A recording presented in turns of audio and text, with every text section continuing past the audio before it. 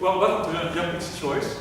And I'm going to play a piece of music, and perform, sing and play, in a genre that has been mostly by musicians and musicologists, mostly been associated with Johann Sebastian Bach. This is going to be a cantata, specifically in fact a church cantata, appropriately since you're in a church anyway. And when you talk about cantatas, specifically church cantatas, you're talking almost automatically about Johann Sebastian Bach, who wrote maybe some 300 of them, although we only have 200 due to the negligence, it seems, of his children. So this cantata we're going to perform with a very small band is not by Bach.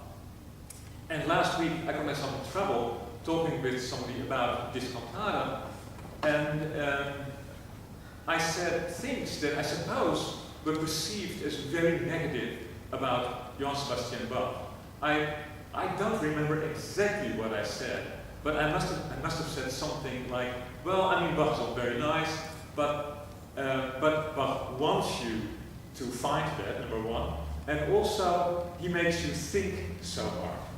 And when I say this now again, I apologize to any Bach lovers for potentially offending them, but of course it's not at all meant that way.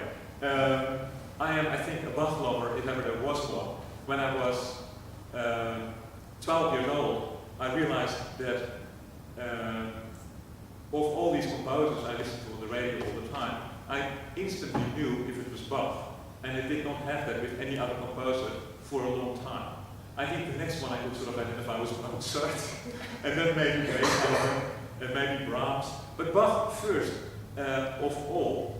And I think that had to do with a big exposure to Bach when I was little, and I think to also with responding to Bach's music in a strong way early on. And that led to when I was a teenager, while teenagers do all kinds of things, interesting things, I spent most of my time listening to Bach cantatas and reading along in the scores. And if you think this is a bit nutty, well, so be it. I think I have the largest collection of recordings of music by Bach in Armadale, and potentially, I think, in Australia, although that may not be quite true. I think I may have the largest collection on vinyl in Australia, but even that may not be true. But anyway, everybody who has studied with me for more than 5 minutes knows, I think, that I have Bach quite high, and love his music and so forth. I think the more you know, the better you know a composer, maybe the more you're also entitled to say, yeah, but you know. And so I feel somewhat comfortable being very much a Bach lover, and I think also a bit of a Bach connoisseur. I've even written a little bit about Bach from time to time in a somewhat professional way. So I think I'm in a position to maybe also say, yes, but you know. And so what I said last week was, in a way, these Bach cantatas, yes, it's lovely, but you have to think so hard, it's often so serious.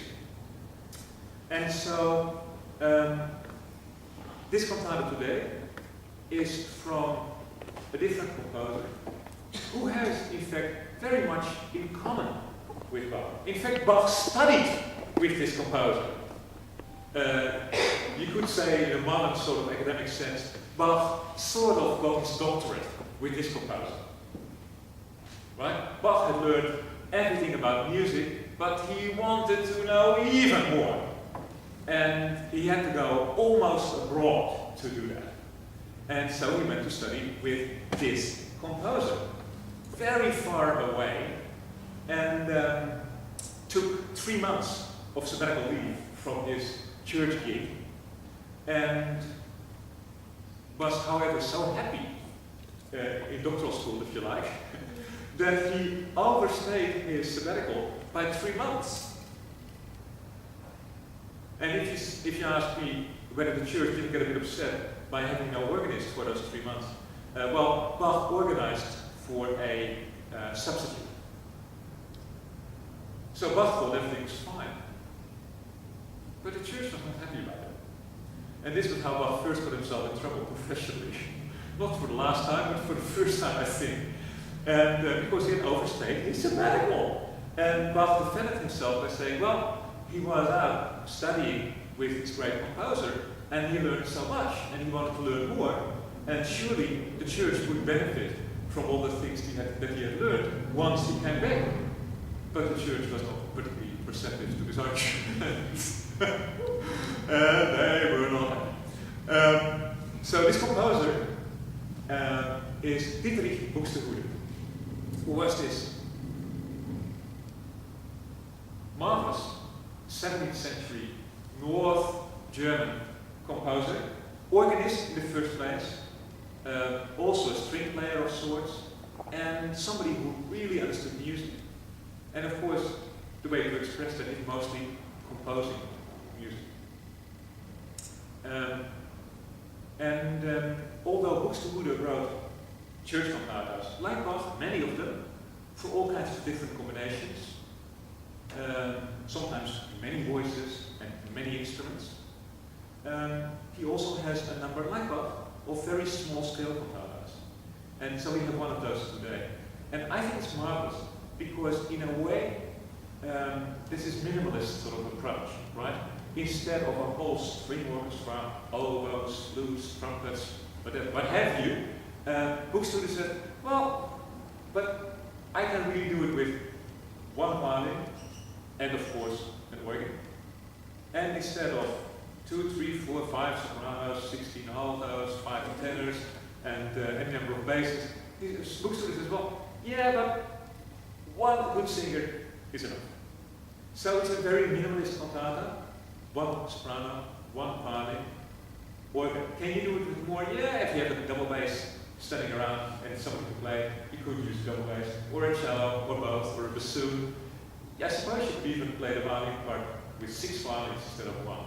But in fact, it's a good question. Do you think it would be better if instead of playing the violin part on your own, would it be better with 2, 3, 15? Or worse? Because it goes back to the old question, if you have a string quartet, say, by Haydn or something, is that string quartet better if you play it with 6 first violins instead of 1? Well, of course, the answer is no, of course not. But like if you sing a Schubert song, say Trial or something, is it better when you sing it with 16 tenors instead of 1? Of course not! But funny enough, for a big part of what you now consider the choral repertoire, it looks like in the 19th century and 20th century, we used to somehow sing that. In fact, Bach cantatas, we now sort of know, were meant usually for 4 singers. But in the 19th century, we had this whole thing. So, well, instead of 4 singers, how about if you have 20? How about you have 40? How about 80? Hey man, 200. And the implication is always that more is better. And I think if you have learned anything from performance practice discussions in the last 30, 40 years in music, then it's maybe that more is not necessarily better. And we always do that, because who wants to play a Haydn string quartet with 6 or 12 first violins? It's going to be crazy. Can you do it in a school orchestra? Of course, but does it really sound better? No, it's just the violins. So it's this nice minimalist cantata, church cantata, like in Buxtehude. And the text is in fact a German translation, of course. Buxtehude, Germany, and the Lutheran Church, of course, used the German language in Germany as the language of church, not Latin. And the text is a German translation of a psalm. And last week we almost had a nice little discussion about this. And somebody said, well, is it a Lutheran psalm or a Catholic psalm? And I said, well, and then somebody else said, well, it's a Christian psalm. And with every inch of respect, of course, I said, well, actually, it's a Jewish psalm. Because, of course, the psalms are from the Old Testament. So it's, in a way, pre-Christian. And many psalms have later been reinterpreted in a Christian sort of sense. For this one, this wasn't really necessary, because basically all that the soprano does, with the almost indispensable help of the violin, is asking people to sing for the Lord and praise the Lord. I think, if I remember correctly, this song is traditionally associated with Christmas morning. And I'm not really sure if that holds true for this cantata, but it's somewhat tempting to think of this cantata as a quiet, maybe early Sunday, Christmas Day morning service, where most of the singers and musicians are still asleep from last night's effort, but one violinist and one singer at great expense have made themselves available for this early service, and they sing this nice little marvelous cantata by Buxtehude, which in so many ways I think is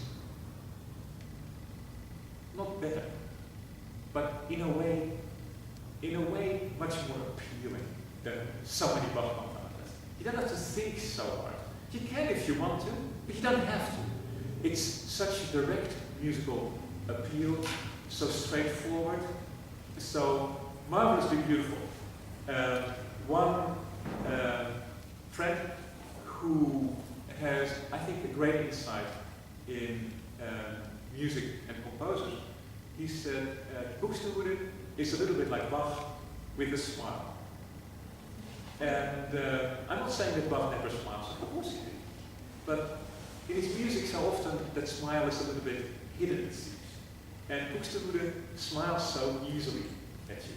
And that's, I think, a very nice quality of music with that. So we're going to perform this cantata. Let's try to do the whole thing in its entirety. By Dietrich Buxtehude, the setting of Psalm 98. Jachzet den Herrn. Zing it den Herrn. Sing for the Lord. It's my students and colleagues, Connie Rolf, singing, and Jody Osterveld on the violin, and I'm Jan-Piet. I'm playing the organ here.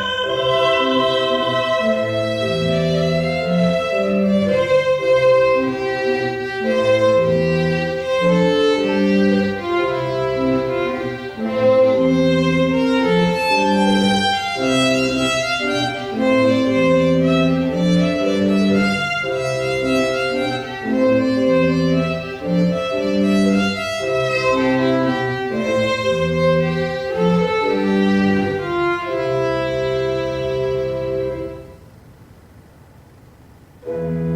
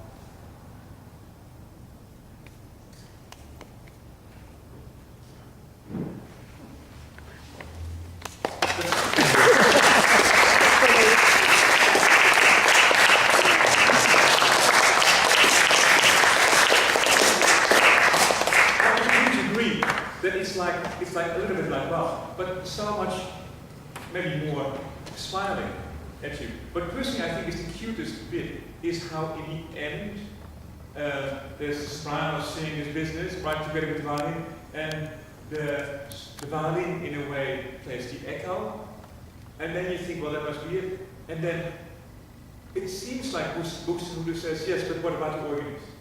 And then the organist can play an extra echo, almost.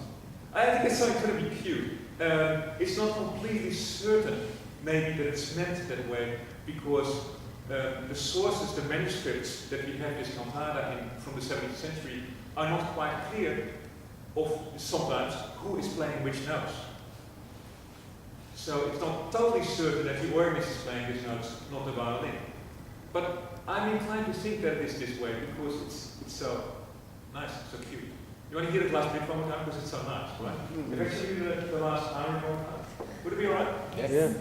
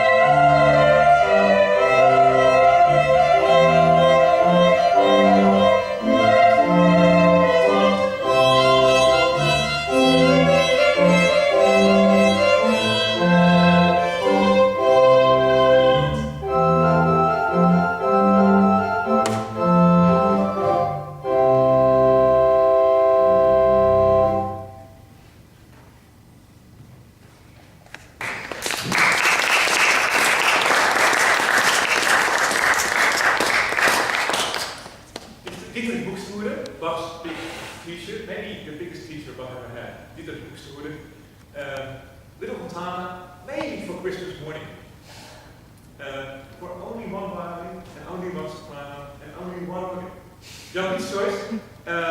Next week there will, I think, be yet another choice. Thank you for coming.